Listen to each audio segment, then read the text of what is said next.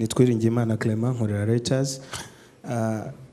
Honorable Minister, mumaze kuvuga ko u Rwanda niyo rwaba ruri muri Kongo ntago rwagiye ku nyungu zo gushyikira M23 ahubwo no kurinda ubusugire bw'igihugu.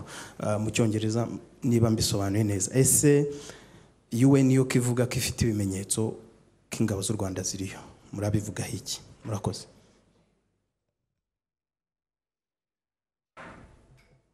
UN iravuga ko ifite ibimenyetso bigaragaza ko ingabo z'u Rwanda zagiye muri Kongo.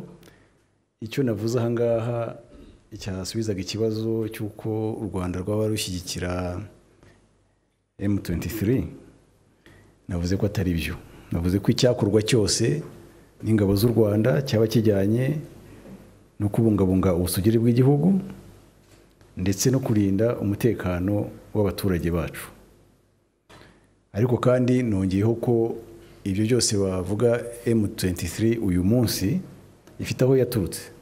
Ikibazo gikomeye cy'umutekano wahungabanye bikomeye imyaka myinshi 20 irenga ishize hafi 30 mu burasirazuba bwa Kongo ndetse rimwe na rimwe bikototera n'ibihugu bituranye na Kongo birimo u Rwanda, bishingiye kuri Jenoside yakozwe mu Rwanda yakorewe abatutsi mu mwaka w'1994, aho ingengabitekerezo yayo yimukiye muri Kongo ijyanywe n'abari bakoze Jenoside mu Rwanda, bagiye bashyiraho n'imitwe yitwaje intwaro igamije guhungabanya umutekano w'u Rwanda. Hari indi mitwe yagiye ishyirwaho nyuma, imwe igiye ishyizweho n'uburyo bwo kwirwanaho kugira ngo bahangane n'iyo mitwe irimo FDLR n'izindi, harimo na M23 y'ejo bundi. Rero ushaka kubona igisubizo kirambye ku mutekano muri burasirazuba bwa Kongo ndetse no muri aka karere agomba kureba ikibazo cya FDLR kuko nicyo kibazo gishamikiyeho ibindi byose. Imikoranire ya FDLR n'ingabo za Kongo nayo irazwi, n'izo raporo zivugwa nabyo birimo. Iyo bagiye bagashinguzamo M23 na government y'u Rwanda, icyo bigamije no kwerekana ngo dore ikibazo nikiriye, ariko harimo ibindi bibazo byinshi. Harimo n'amagambo akoreshwa muri Kongo bivugwa n'abayobozi batandukanye bigamije bita hate speech, bigamije kurura urwango rureba cyane cyane abavuga ikinyarwanda, by'umwihariko aho abatutsi bo muri Kongo bavuga ikinyarwanda ari nabo bakoze M23 kugira ngo birwaneho. Rero ibyo byose gufata akabazo k'ejo bundi ugasiga icyabiteye ntabwo bizazana umutekano urambye, ariko kandi twanababwiye ko nk'u Rwanda natwe dukeneye umutekano, kandi hari uburyo bwashyizweho n'akarere turimo ndetse n'umuryango w'ubumwe bwa Afurika, hose turimo kandi twiteguye gutanga umusanzu wacu kugira ngo umutekano ugaruke muri aka karere turimo, umwihariko mu burasirazuba bwa Kongo. Ariko ikibazo nyamukuru gihangayikishije u Rwanda kiri no ku isoko y'ibindi byose ni ingengabitekerezo ya Jenoside, ni FDLR kandi n'imikoranire yayo n'ingabo za Kongo. Ikindi navuze rero nuko u Rwanda nk'ibindi bihugu byose rufite uburenganzira bwo gufata ingamba zikwiye kugira ngo zirinde umutekano w'igihugu, zirinde ubusugire bwacyo, kandi abaturage umutekano w'abaturage nawo ubungabungwe nk'uko bikwiye.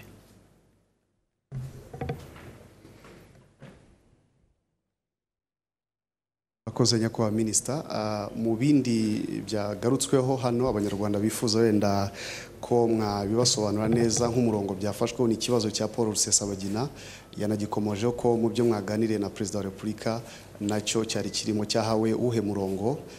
Ngira ngo hari ibibazo byagarutsweho byo muri Repubulika ya Demokarasi ya Kongo, icya Paul Rusesabagina n'ibindi. Umuntu yanagira amatsiko yo kumenya uru ruzinduko rwe mbere na mbere rwari rugamije iki. Bakoze. ngo uruzinduko rwe rwari rugamije gutsura umubano hagati y'u Rwanda na Leta Zunze Ubumwe za Amerika nk'uko bisanzwe. Ubundi dufitanye umubano mwiza, dufitanye n'imikoranire myiza mu nzego zitandukanye n'ubutwererane, ari ibijyanye kubungabunga amahoro hirya no hino ku isi, gahunda z'ubuzima. Igihugu cya Leta Zunze Ubumwe za Amerika cyaradufashije mu guhangana n'icyorezo cya COVID-19, ariko hari na gahunda zindi zo mu rwego rw'ubuzima dufatanyije, ndetse n'ibindi byinshi bijyanye n'ubucuruzi ndetse n'ishoramari. Dufitanye rero gahunda nini y'ubutwererane kandi igenda neza. Ibindi bibazo rero ni biriho, ni ibyo ngibyo by'umutekano mu karere kacu, harimo by'umwihariko imirwano y'ubuye mu minsi yashize mu burasirazuba bwa Kongo, ndetse bikazanamo n'ibibazo ku Rwanda, kuko nk'uko mubyibuka mu kwezi kwa gatatu, mu kwezi kwa gatanu, mu kwezi kwa gatandatu hari ibisasu byagiye bigwa mu majyaruguru y'igihugu cyacu, ndetse bikomeretsa n'abantu, bisenya n'ibikorwa remezo n'amazu y'abaturage. Ibyo byose rero twese byaraduhungabanyije, nibyo byari ngombwa ko biganirwaho, kuko nk'uko mwahoze mubivuga hari ibirego byarezwe u Rwanda, ariko habonetse n'umwanya wo kugira ngo tubasobanurire abashyitsi, tubasobanurire neza uko ibintu byifashe muri aka karere, be kujya bafata akantu kamwe k'ejo bundi ka M23 biyibagize isoko y'ibibazo bindi byatumye na M23 ibaho, nk'uko nari maze kubisobanura mu kanya. Nanone ikibazo cya Paul Rusesabagina, twebwe nta kibazo dufite. Paul Rusesabagina ni umunyarwanda wakoze ibyaha bizwi by'iterabwoba, yashyizeho umutwe witwaje intwaro, uraza wica abantu mu Rwanda. Uwo mutwe n'uyu munsi ntabwo urasenyuka, uracyariho. Yarafashwe, acibwa urubanza mu buryo bwubahirije amategeko y'u Rwanda ndetse n'amategeko mpuzamahanga, ashyirwa imbere y'inkiko, biba no ku mugaragaro, bishyirwa no mu ndimi zitandukanye kugira ngo abatumva Ikinyarwanda bumve ibiriho. Kuri twebwe rero urubanza rwararangiye, rwaraciwe burundu, yarakatiwe, arafunze nk'abandi banyabyaha bandi bashobora kuba bari muri gereza kubera ibyaha bitandukanye baregewe imbere y'inkiko, zikabacira urubanza, zikabakatira. Twebwe naho bigarukira. Ibindi barimo ngo ni umuntu wari ufite ibyangombwa byo kuba muri Amerika, kuba yagirwa uburyo we amategeko cyangwa se ibyo yakoze byirengagizwa, mu gihe dufite abantu babipfiriyemo, mu gihe dufite n'abandi bakomeretse n'imiryango yasigaye aho ngaho, mu gihe Rusesabagina atari nawe wenyine waciriwe urubanza muri biriya bikorwa bakurikiranwagaho, harimo abandi 20. Uyu munsi rero gufata umwe gusa kuvuga ko kubera ko yari afite ibyangombwa bimwemerera kuba muri Amerika, ubwo ibyo yakora byose mu Rwanda ntabwo bikwiye kwirengagizwa. Ibindi bagenderaho ngo ni umuntu wabaye ikirangirire mu buryo nabo babigizemo uruhare kugira ngo agire iryo zina, bakamwitirira ibikorwa bitangaje twebwe hano mu Rwanda tutabona. Kandi ibyo yakora byose, wakore n'ibikorwa byari byo byose bihebuje,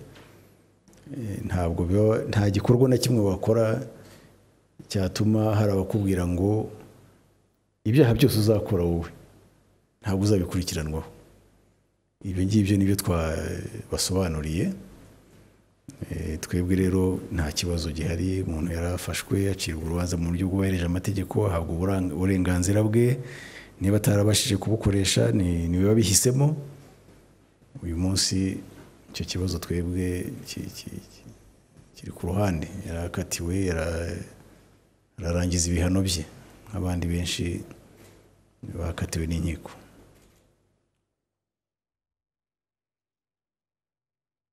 Murakoze. Nitwa Sumta Kaboyi, nkorera Ijwi rya Amerika. Kuri icyo kibazo abagiriweho ingaruka n'ibyo bitero, hari abafite impungenge kuko igitutu cy'imahanga ndetse n'ibihugu by'amahanga bishobora gutuma leta y'u Rwanda yagamburuzwa ikaba yamurekura wenda igihano cye kitarangiye. Mwabivugaho iki? kugamburuzwa kwa guverinoma y'u Rwanda ngira ngo ni ubwa mbere byaba bibayeho mu mateka y'iki gihugu, ariko ntabwo biteganyijwe. Umuntu yarakatiwe, afite igihano yahawe, arafunze, azarangiza igihano cye.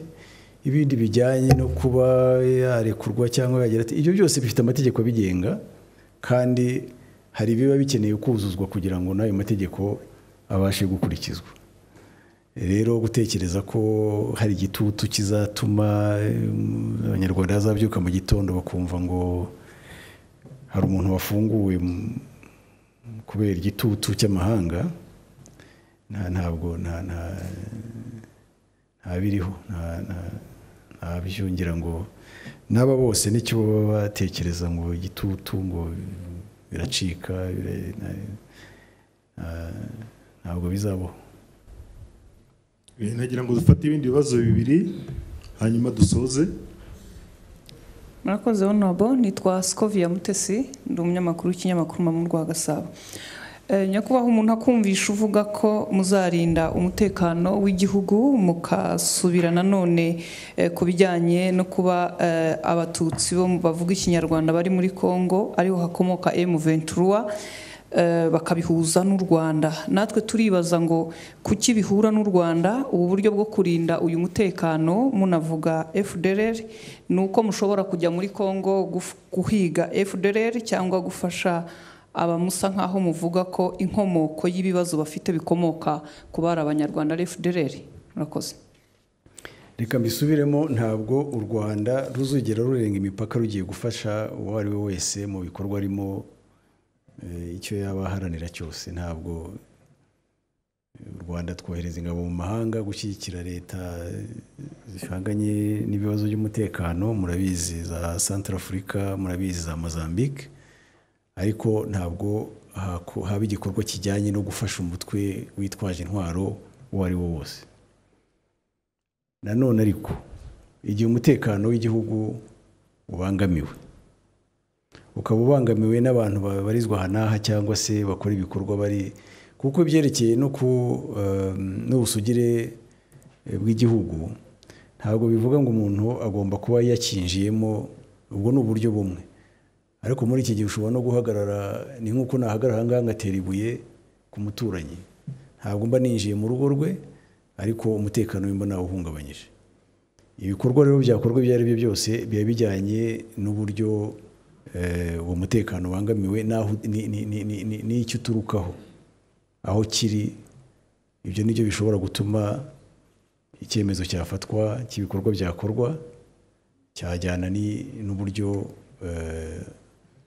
n'isoko y'umutekano muke uko bimeze. Abantu binjiye mu gihugu ushobora kuhangana nabo ukabasubiza inyuma, ariko buriya niyo bahagarara hakurya bakarasa cyangwa se bakisuganya ukamenya ngo barategura igitero hariya muri metero zingahe z'umupaka, hari ibindi bikorwa bishobora kujyana n'iyo threat, n'icyo kibazo cy'umutekano ubona cyiza. Ntabwo abantu bakwicara gusa ngo bategereje ko abantu bashaka guhungabanya umutekano babanza kwinjira mu gihugu bakica abantu, bagasenya ibikorwa remezo, bakagira bate.